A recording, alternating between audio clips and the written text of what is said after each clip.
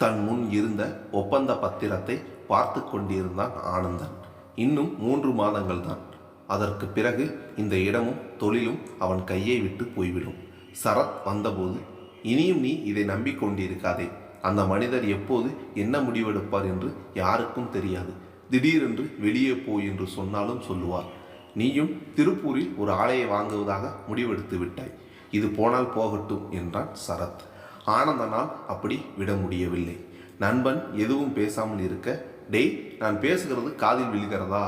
இப்போதும் பதில் இல்லை. உன்னிடம் பேசி பயனில்லை. சரி, மறக்காமல் நாளை மாலை வந்துவிடு. நான் கிளம்புகிறேன். ஒரு விருந்திற்கு நண்பனை அழைக்க வந்தவன் அழைப்பை விடுத்து புறப்பட்டான். நண்பன் சென்றதும் சிறிது நேரம் அப்படியே அமர்ந்திருந்தான். சரத் சொல்வதும் சரிதான். இந்த ஒப்பந்தம் முடித்தான் என்ன? இதோ இப்போது ஒரு தொழிற்சாலையை வாங்க தேதி கூட முடிவாகிவிட்டது. அந்த தொழிற்சாலையை பார்த்து கொள்ளவே அவனுக்கு சரியாக இருக்கும். என்னதான் சமாதானம் சொல்லி கொண்டாலும் மனதிற்குள் ஏதோ கவலை இருந்து கொண்டே இருந்தது. யோசித்தபடி அவன் அலுவலக அறையை விட்டு வெளியே வந்தான். தந்தையும் தாயும் ஏதோ பேசிக்கொண்டிருந்தனர். அவன் முகத்தை பாருங்கள், எதையோ பறிகொடுத்தது போல் அன்னை பத்மா கணவனிடம் சொல்லி கொண்டிருந்தாள். பேச்சு தன்னை பற்றிதான் என்று தெரிந்ததும் அங்கிருந்து நகரத் தொடங்கினான். ஆனந்த், இங்கே வா. சுந்தரம் மகனை அழைத்தார். மகன் அருகில் வந்ததும், உட்கார். என்ன, இன்னும் கேவி நிறுவனத்தை பற்றி யோசித்து கொண்டே இருக்கிறாயா?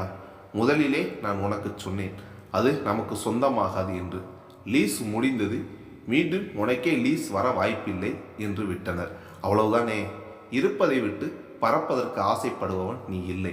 திருப்பூர் ஆலையை சரியாக நடத்து, அது போதும் நமக்கு என்றான். பார் ஆனந்த், உன்னை வேண்டாம் என்பது அவர்களுக்குத்தான் நஷ்டம். உன் அப்பா சில நிறுவனங்களுக்கு ஆலோசகராக இருந்தபோதும் நாம் சந்தோஷமாக இருந்தோம். இன்று நீ ஒரு நிறுவனத்தை வாங்கும் அளவுக்கு உயர்ந்திருக்கிறாய். ஆனாலும் உன் முகத்தில் மகிழ்ச்சி இல்லை. இருப்பதை வைத்து சந்தோஷமாக வாழ பழகிக்கொள். லேசாக புன்னகைத்துவிட்டு சரியம்மா என்றான் அங்கிருந்து நகர்ந்தபடி. காரை எடுத்துக்கொண்டு புறப்பட்டான் ஆனந்த் கேவி மில்ஸ்க்கு. அவன் இன்றைய வளர்ச்சிக்கு அச்சாரம். பெங்களூரில் பன்னாட்டு நிறுவனத்தில் நல்ல சம்பளத்தில் வேலை, வெளிநாடு சென்று வேலை பார்க்க வாய்ப்பும் கிடைப்பதாக இருந்தது. அப்போதுதான் கேவி மில்ஸ் பற்றி சுந்தரம் சொன்னார். அந்த நிறுவனத்தில் 10 வருடங்களுக்கு மேல் ஆலோசகராக இருந்தார் சுந்தரம். ஒர்க்கிங் பார்ட்னராக நம்பிக்கையான ஆட்களை தேடுவதாக சொல்லி கொண்டிருந்தார். நாம் ஏன் அப்பா செய்யக்கூடாது என்றான் ஆனந்த். ஆச்சரியமாக மகனை பார்த்தார் சுந்தரம். இல்லப்பா, அது கொஞ்சம் கஷ்டம். முழு வேலைகளையும் நாம் தான் பார்க்க வேண்டும். எல்லாவற்றையும் நான் தனியாக பார்ப்பது கஷ்டம் என்றார். தனியே எதற்கு? நான் பார்த்து கொள்கிறேன். நீங்கள் இப்போது போல் எனக்கு ஆலோசனை கொடுங்கள் என்றார் மகன். பெங்களூர் வேலையே உனக்கு அதிகமாக இருக்கிறது. சனி ஞாயிறு கூட நீ உன் லேப்டாப்பில் வேலை செய்து கொண்டே இருக்கிறாய். அது மட்டும் இல்லை, முழு நேரமும் அங்கே மேற்பார்வை செய்ய வேண்டும். இப்போது இருக்கும் ஆட்கள் யாரும் சரியாக இல்லை. இன்னும் பல சிக்கல்கள். இதை பற்றி ஆலோசனை செய்து கொண்டிருந்த போதுதான் என்னிடம் நம்பிக்கையான ஆட்களை பரிந்துரை செய்யுமாறு கூறினர் என்று முடித்தார் சுந்தரம் மகனிடம். நான் வேலையை விட்டு விடுகிறேன். இந்த நிறுவனத்தை நாம் பார்த்து கொள்வோம் என்ற மகனை ஆராய்ந்தார் சுந்தரம். உன் மென்பொருள் நிறுவனம் போல் இது இலகுவான வேலை இல்லை ஆனந்த் என்றார் தந்தை. தெரியுமப்பா, எனக்கு இந்த பெங்களூர் வேலை பிடிக்கவில்லை. வேறு யாரோ சொல்வதை அப்படியே செய்து தருவது என்ன சுவாரஸ்யம் இருக்கிறது? அது மட்டும் இல்லை, மாத சம்பள வேலையில் திருப்தி கொள்ள என்னால் முடியாது. அவன் செய்ய வேண்டும் என்று நினைப்பதை நல்லபடியே செய்து முடிப்பது அவன் வழக்கம். அவன் தந்தை செல்லும் நிறுவனங்களின் தொழில் முறையை நன்கு அறிவான். மகனின் திறமையை பற்றி தெரிந்த சுந்தரம் இதற்கு சம்மதித்தார். முதல் வருடம் தந்தை சொன்னது போல மிக சிரமமாக இருந்தது. சரியான பராமரிப்பின்றி பல இயந்திரங்கள் இயங்கவில்லை. மேற்பார்வையாளர்கள் யாரும் அனுபவமுடையவர்களாக இல்லை. இவை எல்லாவற்றையும் சரி செய்வதற்குள் கேவி மில்ஸின் வாரிசுகள் யாராவது வந்து தங்கள் அதிகாரத்தை பறைசாற்றி குறை சொல்லிவிட்டு போவார்கள். ஆனந்தின் ஈடுபாடும் தொழிலாளர்களின் திருப்தியும் முழு பொறுப்பையும் அவனே ஏற்கும்படி செய்தது. யார் குறுக்கிடும் கேள்வியுமின்றி அவனே எல்லாவற்றையும் செய்தான். தந்தையின் ஆலோசனைகள் தேவைப்படும் போது பெற்றுக்கொண்டான். நல்ல லாபம் வரத் தொடங்கியது. ஆலையை விரிவாக்க எண்ணினான். ஆனால் இது அவன் சொந்த நிறுவனம் இல்லையே. எல்லாம் அவனை ஏற்று நடத்தினாலும் அவனுக்கென்று ஒரு எல்லை அந்த நிறுவனத்தில் இருந்தது. அதை பெரிதுபடுத்தவில்லை என்றாலும் மனதில் ஒரு குறை இருந்ததை அவனால் மறுக்க முடியாது. அதை போக்கத்தான் திருப்பூரில் உள்ள ஒரு ஆலையை வாங்க திட்டமிட்டான். முழு தொகையும் செலுத்த முடியாது என்பதால் வங்கி கடன் எடுத்தான். முதலில் கடன் தொகையை எண்ணி அஞ்சிய சுந்தரம் மகனின் உழைப்பையும் திறமையும் எண்ணி சம்மதித்தார். அதில் அவருக்கு பெருமையும் இருந்தது. தான் செய்யாத ஒன்றை மகன் செய்கிறான் என்ற பெருமை. சுந்தரமும் சிறு வயதில் சொந்தமாக தொழில் செய்ய ஆசைப்பட்டார். ஆனால் கடன் நஷ்டம் என்ற பயம் அவரை ஆலோசகராகவே வைத்திருந்தது. மகன் முயற்சிக்கிறான் என்றதும் தன்னால் ஆன முழு ஆதரவையும் தந்தார். மகனும் நல்ல வளர்ச்சியை அடைந்தான். இதெல்லாம் நேற்று நடந்தது போல் இருந்தது. காரை மெதுவாக பெரிய மதில் சுவற்றை தாண்டி சென்று நிறுத்தினான். வழக்கம்போல் ஆலைக்குள் சென்று சரிபார்த்துவிட்டு அலுவலக அறைக்குள் நுழைந்தான். அன்று ஞாயிறு என்பதால் அலுவலகத்தில் யாரும் இல்லை. தன் அறைக்கு சென்று சில கணக்குகளை பார்த்து கொண்டிருந்தான். திடீரென்று கதவு திறப்பதை உணர்ந்து நிமிர்ந்தான். தன்னிடம் பணிபுரியும் யாரும் கதவை தட்டாமல் உள்ளே வருவதில்லை. அவன் நினைத்தது போல் கேவியனின் வாரிசுகளில் ஒருவனான ஜெய் நின்று கொண்டிருந்தான். என்ன ஆனந்த், இன்றும் வேலை செய்கிறீர்களா? நான் கூட இந்த நிறுவனத்திற்காக இவ்வளவு உழைத்ததில்லை என்றான் கேலியாக. உன்னை போல் என்னால் இருக்க முடியாது என்று சொல்ல வந்ததை விழுங்கி, என்ன விஷயம் ஜெய்? அதிசயமா இங்க வந்திருக்கிறாய்? உன் அப்பா வற்புறுத்தி அழைத்தாலே வரமாட்டாய். 2 தலைமுறைகளின் உழைப்பால் நன்கு வளர்ந்திருந்த நிறுவனம் ஆனந்தின் கைக்கு வர முக்கிய காரணம் ஜெய்யும் விஜயும் தான். இன்று அப்பா வேறு இடத்துக்கு அழைத்தார். அதிலிருந்து தப்பிக்க இங்க வந்து விட்டேன் என்றான் சோபாவில் அமர்ந்தபடி. எந்த இடம் என்று ஆனந்த் கேட்காமலேயே ஜெய் விவரம் சொன்னான். இன்று பெரியப்பா குடும்பம் இங்கே வருகிறார்கள். அவர்களை பார்க்க எல்லோரும் செல்கிறார்கள். நானும் விஜய் அண்ணாவும் தப்பித்து இங்கே வந்துவிட்டோம் என்று சொல்லி முடிக்கும் போதே ஹாய் ஆனந்த் என்றபடி உள்ளே வந்தான் விஜய். விஜய் வந்ததும் மேட்ச் பார்க்கவில்லை என்றபடி டிவி ரிமோட்டை தேடினான். அந்த பெரிய அலுவலக அறையில் ஒரு பகுதி சோபா, இருவர் உணவருந்த சிறிய மேஜை நாற்காலிகள் மற்றும் டிவி என்று ஒரு சிறிய சூட் போலவே இருக்கும். அந்த பகுதியை ஆனந்த் அதிகம் பயன்படுத்துவதில்லை. இப்போது விஜயும் ஜெய்யும் அங்கே அமர்ந்துதான் டிவி பார்க்க போகிறார்கள். ஆனந்த் வேலை செய்யும் போது தொந்தரவு செய்ய மாட்டார்களா என்றாலும் அவர்கள் இங்கே வந்துவிட்டால் அவனுக்கு வேலை ஓடாது. இதுவரை செய்த வேலைகளை கணிப்பொறியில் பதிவிட்டு விட்டு கிளம்ப ஆயத்தமானான் ஆனந்த்.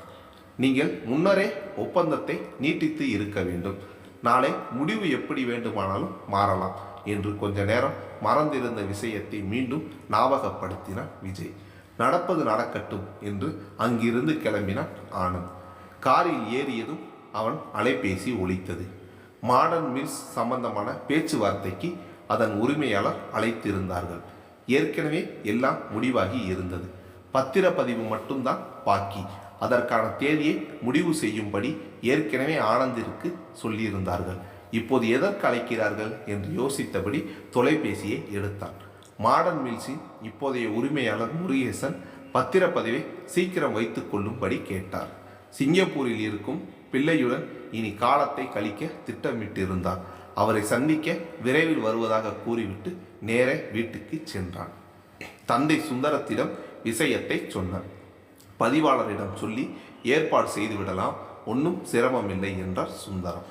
தந்தை மகன் உரையாடலை கேட்டுக்கொண்டிருந்து விட்டு, நாள் நட்சத்திரமெல்லாம் பார்க்க வேண்டும், இருங்கள் வருகிறேன் என்று உள்ளே சென்று பஞ்சாங்கத்தை எடுத்து வந்தாள். வியாழன் நல்ல நாள், அன்றே வைத்துக் கொள்ளுங்கள் என்றாள் பத்மா. லேசாக சிரித்தபடி தலையை சாய்த்து பார்த்து கொண்டிருந்த மகனே, உன்னிடம் நான் சொல்லவில்லை, அப்பாவிடம் சொன்னேன் என்றாள் பத்மா. இதுபோல் நேரம் நல்ல நாள் என்று பார்ப்பதில் ஆனந்திற்கு நம்பிக்கை இல்லை. பலமுறை அன்னையை கிண்டல் செய்வதும் உண்டு. என்னதான் கேலி பேசினாலும் நம்பிக்கை இல்லை என்றாலும் அன்னை மனம் நோகக்கூடாது என்று அவள் சொல்வதை தட்டியதில்லை. பத்மா சொன்ன நாளில் எல்லாம் சிறப்பாக நடந்தது. பத்திரங்களை சரிபார்த்து கொண்டிருந்தான் ஆனந்த். சாப்பிடவா என்று எத்தனை முறை அழைப்பது என்று அருகில் நின்ற தாயை அப்போதுதான் கவனித்தான். தன் முன் இருந்த கணிப்பொறி காட்டி, ஒரு சின்ன வேலை முடித்துவிட்டு வருகிறேன் என்றான். எல்லாம் பிறகு பார்க்கலாம் வா என்று அழைத்துச் சென்றான். உணவு மேஜையில் அமர்ந்ததும் ஒன்றும் கவலைப்படாத ராஜா, எல்லாம் நல்லதாகவே நடக்கும். நீ வேண்டுமென்றால் பார், கேவி மில்ஸ் ஒப்பந்தமும் உனக்குத்தான் கிடைக்கும் என்றான். ஆனந்த் அதை பற்றி தான் யோசித்து கொண்டிருந்தான். சொல்லாமலேயே அம்மா கண்டு கொண்டாளே என்று வியந்தபடி, யார் சொன்னது? சாமியா இல்லை ஏதாவது ஆசாமியா என்றான். மகன் சிறிது கவலையாக இருந்தாலும் கோவிலுக்கு செல்வது, பரிகாரம் செய்வது பத்மாவின் வழக்கம். அப்படி பரிகாரம் செய்துவிட்டால் எல்லாம் சரியாகிவிடும் என்ற நம்பிக்கை. அர்ச்சகர் சொன்னார் என்று சிலதை செய்வாள். சில முறை பரிகாரம் செய்வது போல் கனவு வந்தால் சாமியே செய்ய சொல்கிறது என்பாள். அதை நினைவில் வைத்து கொண்டே மகன் அப்படி கேட்டான் என்று பத்மாவுக்கும் தெரியும். யாரும் சொல்லவே இல்லை, நானாத்தான் சொல்கிறேன் என்றாள். தன்னை ஆறுதல் படுத்த அம்மா சொல்கிறாள் என்று அதற்கு மேல் கேலி செய்யாமல் இருந்தான் ஆனந்த். மேட்டுப்பாளையம் அருகே மருதனூரில் கோபாலன் குடும்பம் நல்ல வசதியான குடும்பம். அவர்கள் குடும்பத்தின் பெயர் சுற்றியுள்ள ஊர்களில் நல்ல பரிச்சயம்.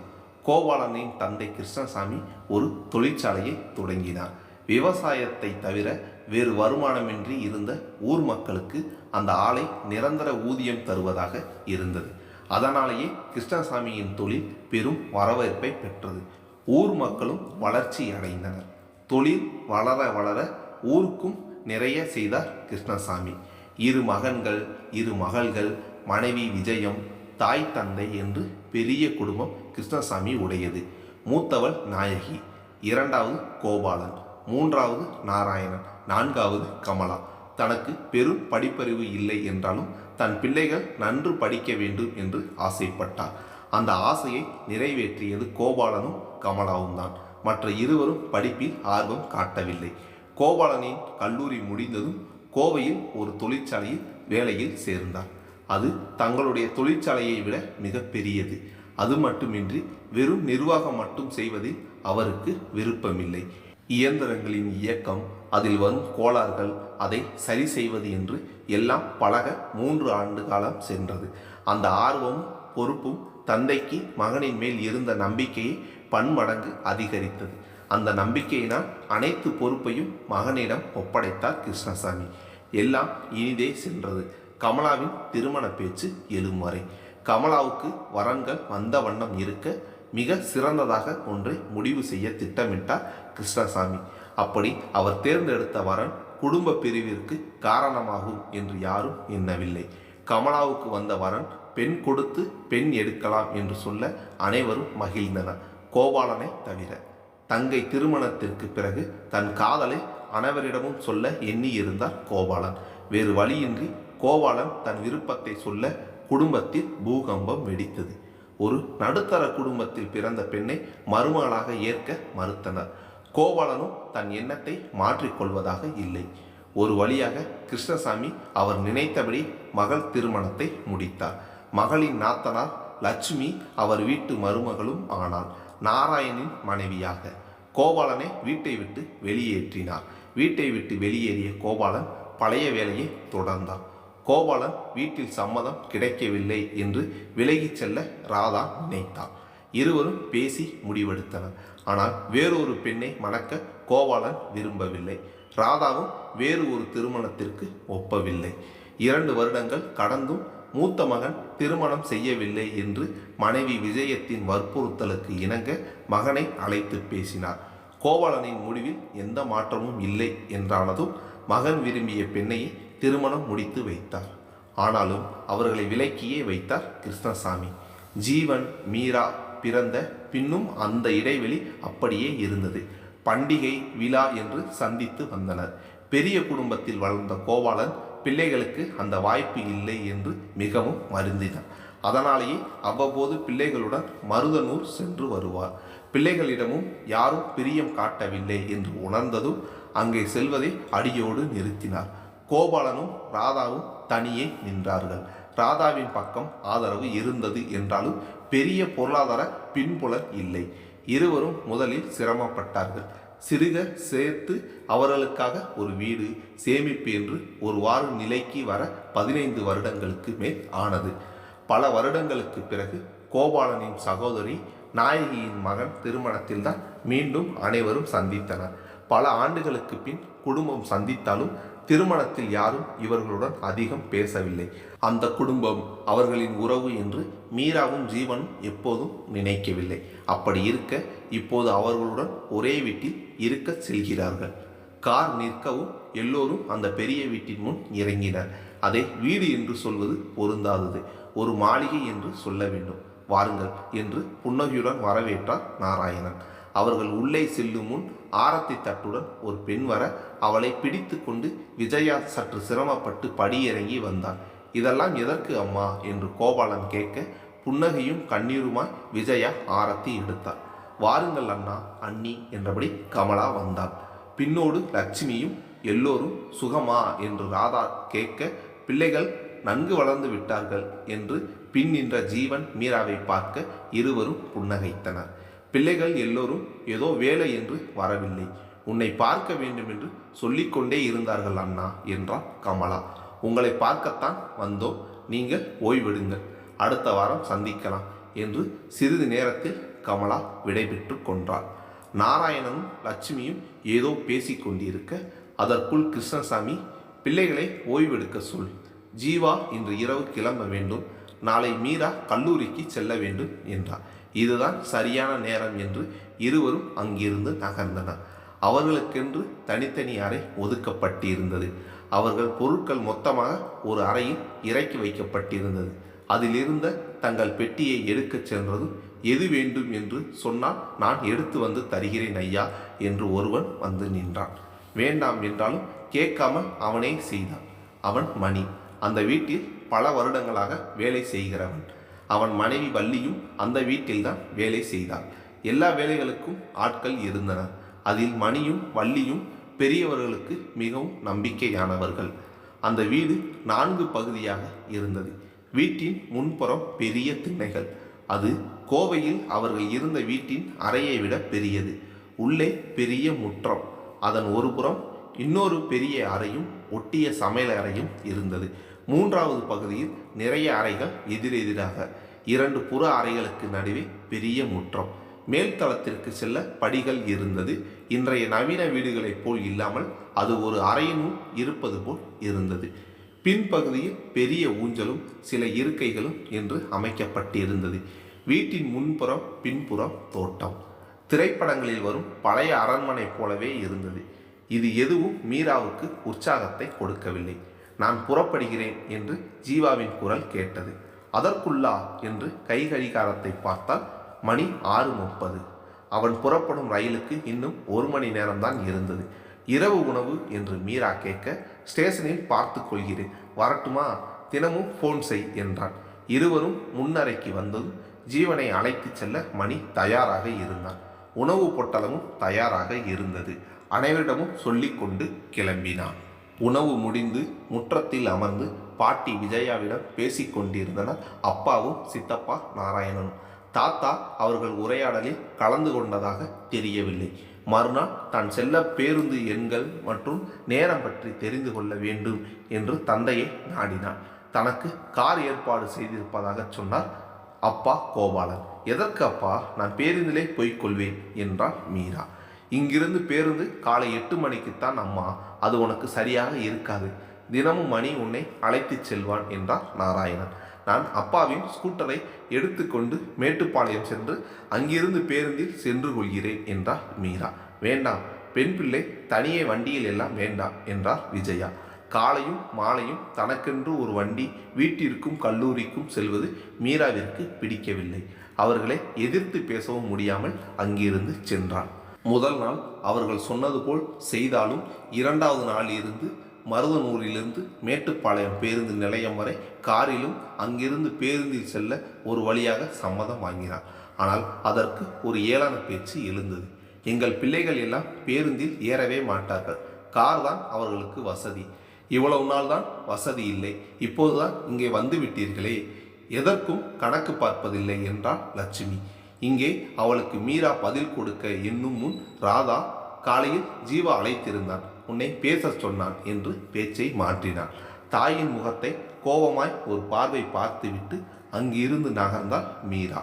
வீட்டில் பெரும்பாலும் நாராயணனின் பிள்ளைகள் இருப்பதில்லை. அவர்கள் மேட்டுப்பாளையத்தில் இருந்த கமலா வீட்டில்தான் பெரும்பாலும் இருந்தனர். எப்போதாவது வருவார்கள். கல்லூரிக்கு சென்று களைத்து வரும் மீரா அவர்களுடன் அதிகம் பேசியதில்லை. ஒரு முறை அண்ணன்கள் விஜய், ஜெய் என்று இருவரை அறிமுகம் செய்து வைத்தார் நாராயணன். அவர்கள் பெயரை தவிர வேறொன்றும் அறிந்தால் இல்லை. அத்தை கமலாவின் பிள்ளைகள் சாருமதி, சந்துரு இருவரும் வந்திருந்தனர் நாராயணின் புதுமனை புகுவிழாவிற்கு.